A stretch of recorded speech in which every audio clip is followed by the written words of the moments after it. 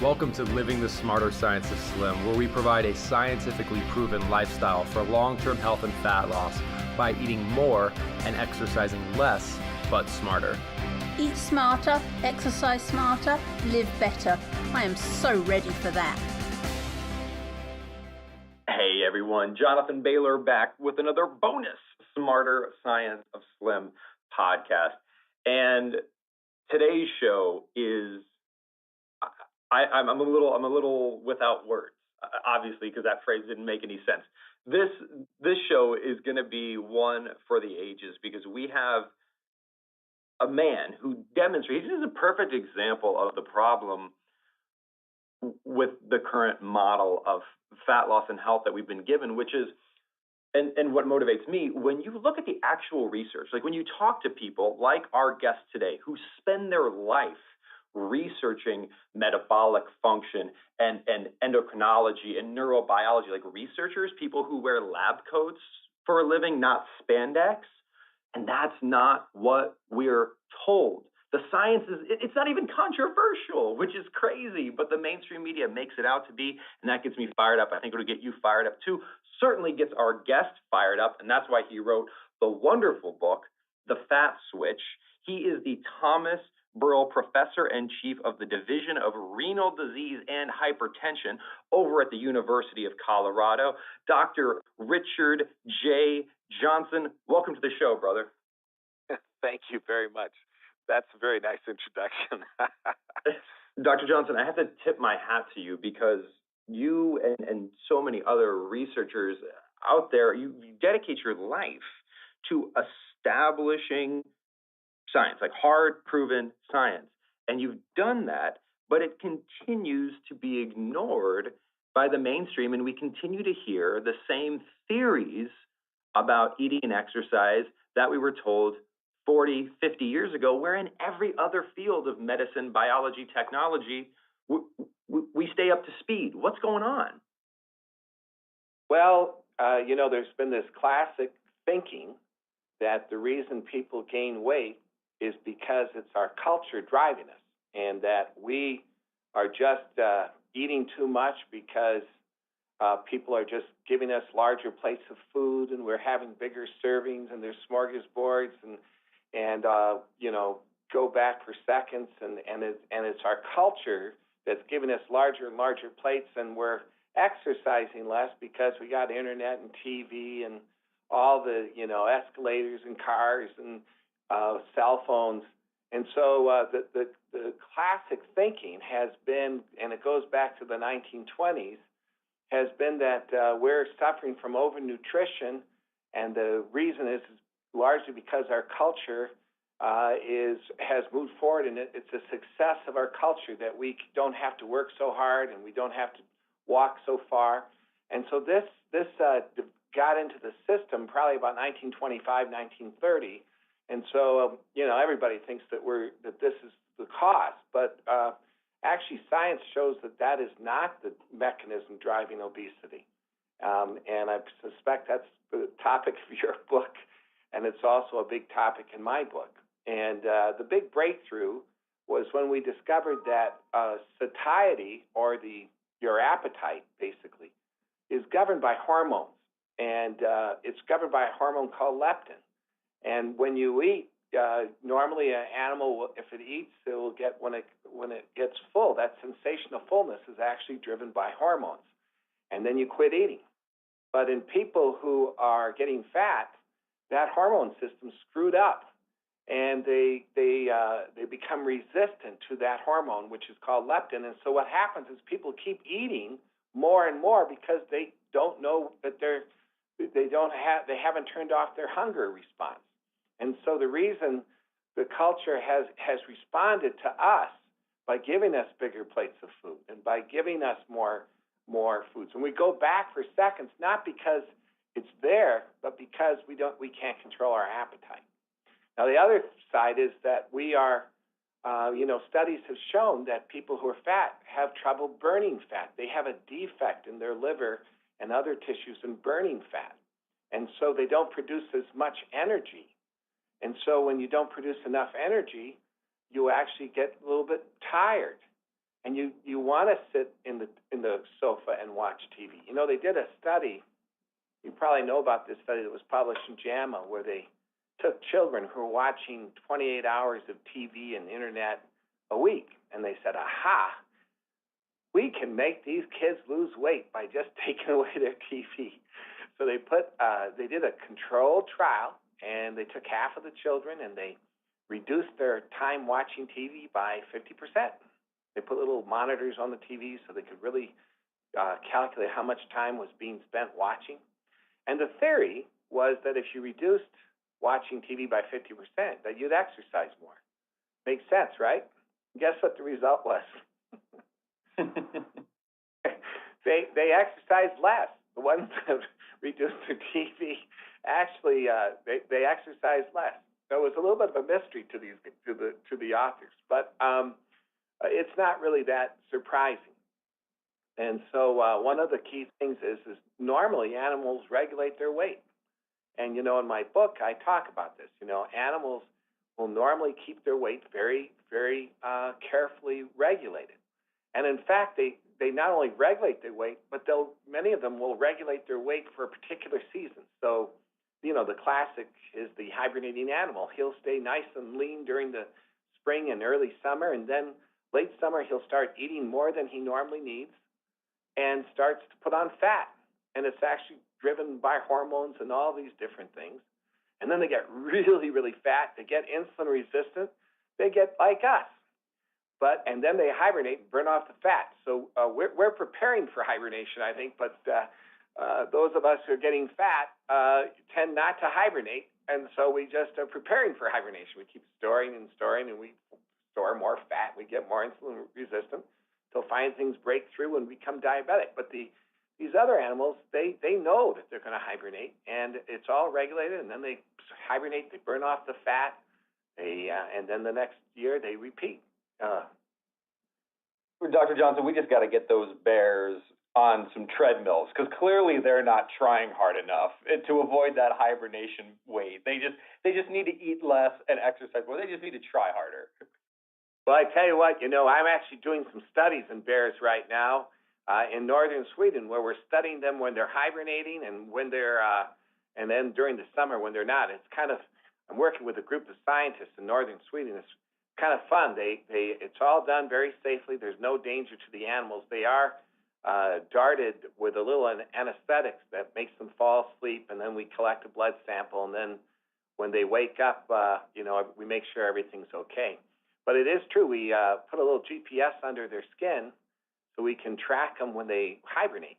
And I've got a nice picture I show of one of our guys who, when they go into the den to collect the sample, we put a little rope around their foot so that if the bear wakes up too fast, we can pull the guy out really quickly. It's pretty funny. But anyway, we can learn a lot. You know, you can learn a lot from animals.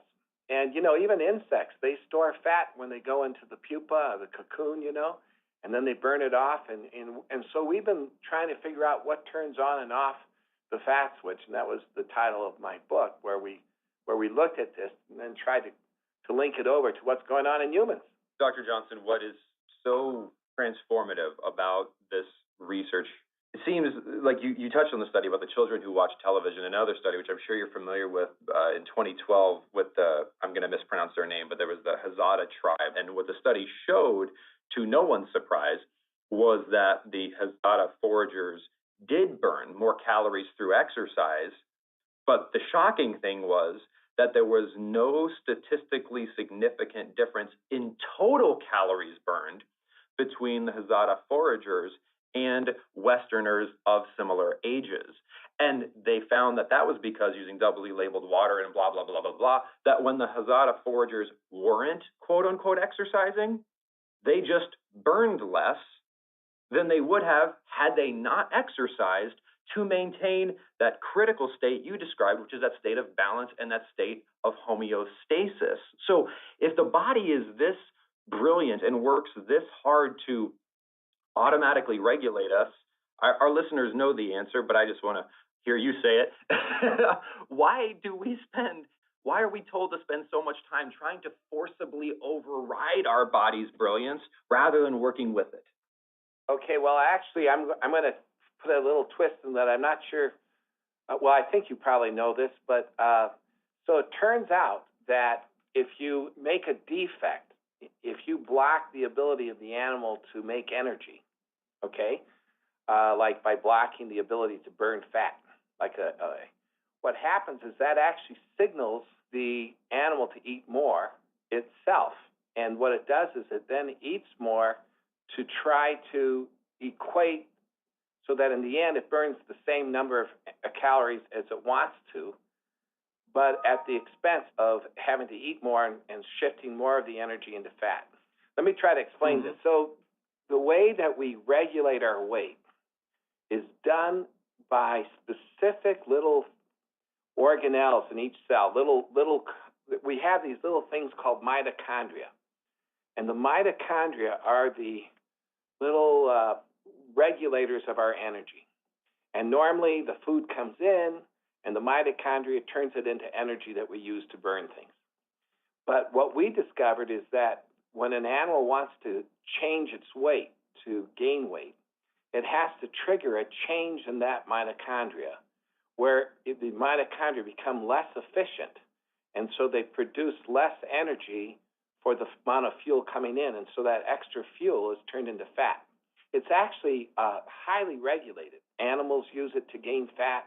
So, normally it's hard to make an animal gain fat. But if you trigger this change in the mitochondria, then they will put more of the energy into fat than into the energy you use to burn things like ATP. And then when you produce less ATP, then the body, in many cases, will try to eat more so that the complete output of energy becomes equal, but at the expense of accumulating fat. So interestingly, when we studied this, we found that certain specific foods could do this. And in particular, one food dramatically does this.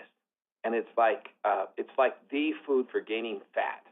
And it's fructose, which is the sugar that's present in table sugar and high fructose corn syrup. And so this little sugar is distinct from all other sugars in its ability to trigger those mitochondria to preferentially store fat. And so when we take animals, if we feed one set of animals fructose and we feed another set of animals glucose or some other nutrient, the fructose-fed animals will always accumulate more fat in their liver, and they will become more insulin resistant than the other group. There won't be a difference in weight if you control the diet so that both groups are eating exactly the same number of calories. Because what drives weight gain is you actually, to some extent, have to eat more energy than you expend. And so if you control animals so that they're eating exactly the same amount of calories, it's hard to show differences in weight in a short-term study. You can over time because of changes in metabolism, but it takes a year to really show a big difference in weight if animals are eating exactly the same number of calories. But the difference is that when they eat fructose, they will put more of the calories into fat. So you'll see fat in the liver, you'll see the development of insulin resistance and all those things that you won't see with the other nutrient. So fructose causes weight gain and metabolic syndrome two ways. One is it actually has this effect on the mitochondria where it preferentially switches food into fat, but the other way it does it is it causes leptin resistance itself. So when you take fructose, you want to eat more. So if you do feed animals a lot of fructose, over time they can't control their appetite and they'll start gaining weight if they're allowed to eat more calories. But if the calories are kept controlled, it's hard to show weight gain because to show weight gain in most short-term studies, you really have to eat more than the other. Yeah, well, that's what they want to do. I think you hit on so many key things there. So let me do a little repeating here and tell me if I get any of this wrong, just to try to tailor it to the listeners here a bit. So a first key distinction is obviously calories in, calories out is applicable. Like it applies in this model. It's just that we're saying the body is not some passive vessel to sit and consciously calculate this. In fact, the body has a amazingly complicated and proven system by which it does its best to regulate calories in and calories out based on the needs of the organism. Is that accurate? Absolutely accurate.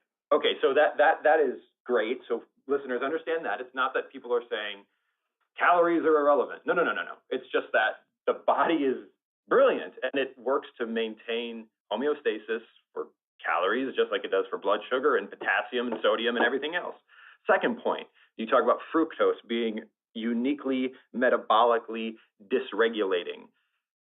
That seems like that could be an interesting, because you specifically said rat studies, mice studies, it's hard to make them gain weight over time, but if you feed them chronic levels of fructose, you'll see over time, even if you keep them isocaloric, meaning even if you keep feeding them the same number of calories, over time, like let's say in a person, from the age of 15 to the age of 45, you keep eating and exercising the same way, but somehow, magically, you gain 20 pounds of fat. Could something be going on there with fructose and metabolic dysregulation? Yeah, I mean, let me give you a good example. So we did a study in rats where we put them on a high sugar diet that contains fructose, or we put them on a high starch diet. But in both groups, we fed them exactly the same number of calories. And in both groups, we put them on a diet. They were only eating 90% of what they normally eat. Now, when you put an animal on a diet, it's going to be very hard to show them to gain weight. They're eating less than they normally need. But what happened was that the sugar-fed animals, they still got really, really fatty liver. Their livers were creamy white. They developed insulin resistance, and then every one of them became diabetic. None of the starch rats became diabetic, and none of them had fatty liver. So this kind of study shows that there's something unique about sugar and about high fructose corn syrup. And when we studied this, we discovered it was the fructose that's the key issue. And the reason it's fructose is because the fructose specifically affects those mitochondria, and it affects their ability to produce energy. And it moves more the food in to fat than to energy out.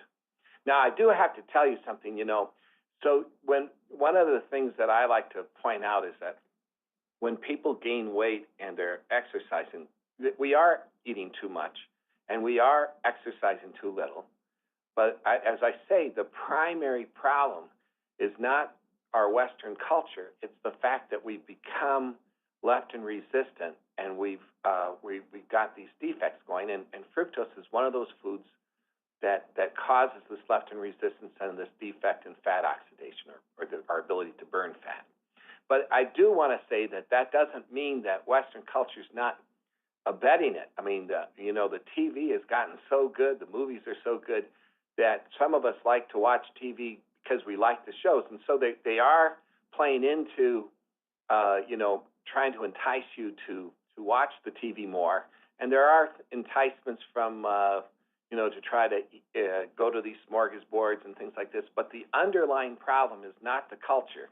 The underlying problem is what's going on in our bodies. But it's not to say that culture is not contributing. So there is some contributions from culture in making us do, these things where we're exercising too little and so forth. But the primary driver is what's going on in our bodies.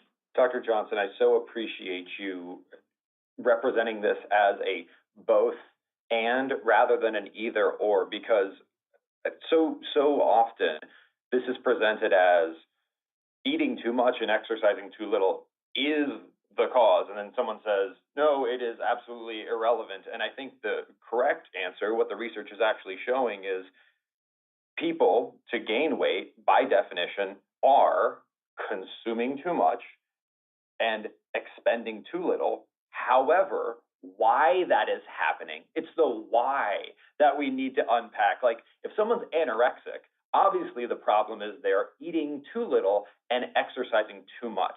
But unless we understand why, like why is the person not eating, we can't ever treat the cause rather than the symptoms, which are the behavior. The behavior is the symptom. We can bridge this gap and help people to see that it's It's not that calories are irrelevant, and it's not that calories are all that count. It's that there's an area in the middle, which is this gray space, which is what science has actually shown. Yeah, this is one of the reasons, like, if you, the classic person who goes on a diet, you know, people do have great willpower. Our cerebral cortex can tell us that, you know, we shouldn't do this thing even if we would like to, you know.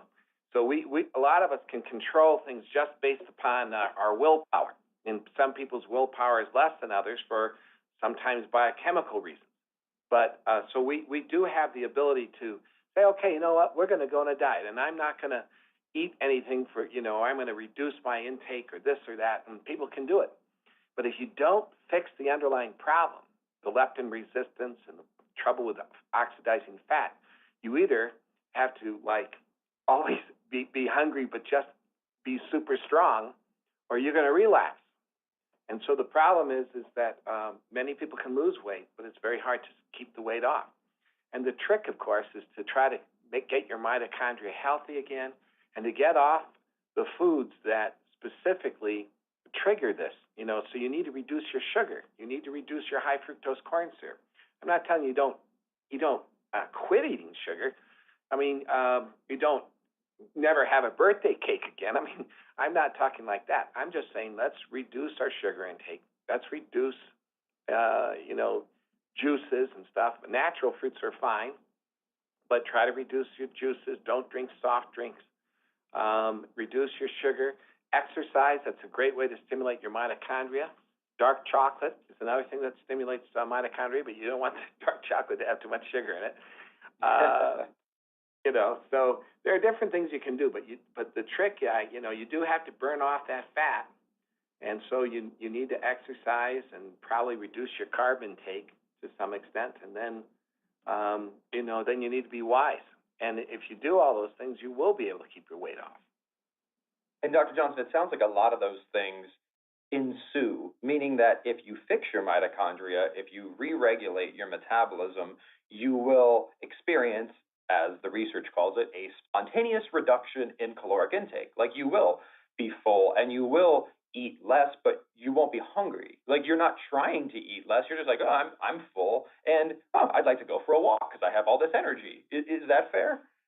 Yes, and I'll tell you a great trick to losing weight that I do. You know, I think that the Atkins diet is a wonderful diet, but we don't really want to be eating high fat and high protein the rest of our lives, because the high fat can raise cholesterol, the high protein has its own issues, and then you're always on a severe carb restriction.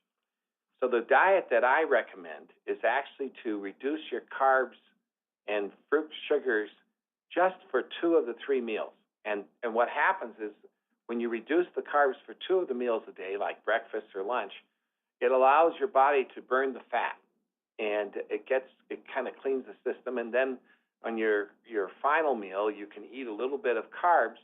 You don't want to, like, eat tons of sugar and things like that, but you know, but you're allowed to eat some. And if you do this, you can lose a pound a day. It's I talk about it a little bit in my book, but yeah, it's a very effective way, because you basically allow, it's almost like intermittent carb fasting. So you're really avoiding carbs for 2 of the 3 meals, and that allows your body to preferentially burn fat, and then you can have delayed gratifications only like 12 hours away, you know what I mean? So if you really want that carb, you can wait, you know you're going to be able to have that bread tonight, you know? So I find this is a much more effective long-term kind of diet than an Atkins diet. But if those who can do an Atkins diet, all the power to you. Dr. Johnson, it sounds like you just described a lovely way for us to turn on our fat switch, or off, whichever way is the better way, which is also the title of your book, which is The Fat Switch. And listeners, you can learn way more about that, as well as hear from friend of the show and also a wonderful researcher, Dr. Mercola, over at fatswitchbook.com. Dr. Johnson, you already mentioned that you're tying ropes around people and ensuring they don't get eaten by bears. What else is next for you? Well, we are doing some studies with hibernating squirrels, and we're doing studies in people. We've got studies going on in Kuwait. We've got studies going on in Poland. We have studies in Mexico. So we're doing both clinical studies and research studies, and we're really trying to get at the basis of what's driving obesity. So thank you very much. Oh, well, thank you, Dr. Johnson. This has been an absolute pleasure. And listeners, do check out this book. It will help to replace that obsolete model in your mind that you have been given for the past 40 years, which is okay, right? I mean, like, people, they did the best they could 40 years ago. They gave us what they thought they knew then, but we've got people like Dr. Richard Johnson who have done new science and new technology. And just like we don't use the same phones we used 40 years ago, we don't need to use the same approach to fat loss that we did 40 years ago. And the Fat Switch book, again, fatswitchbook.com by Richard J. Johnson, is a great way to expose yourself to the modern science of eating and exercise. On that note, I hope you enjoyed today's conversation as much as I did. And please remember, this week and every week after, eat smarter, exercise smarter, and live better. Chat with you soon. Wait, don't stop listening yet. If you like the podcast and if there's other ways we can help you, please join us in the Smarter Science of Slim support group, which is freely available at the Smarter Science of Slim website, smarterscienceofslim.com. There you'll find all kinds of free recipes and success stories and just all kinds of fun stuff, like how to help your kids go sane and just great community content. And just one last thing before you go, if you wouldn't mind heading over to iTunes and up onto Amazon.com and leaving us a review, and then going over to Facebook and liking us, we would hugely appreciate it.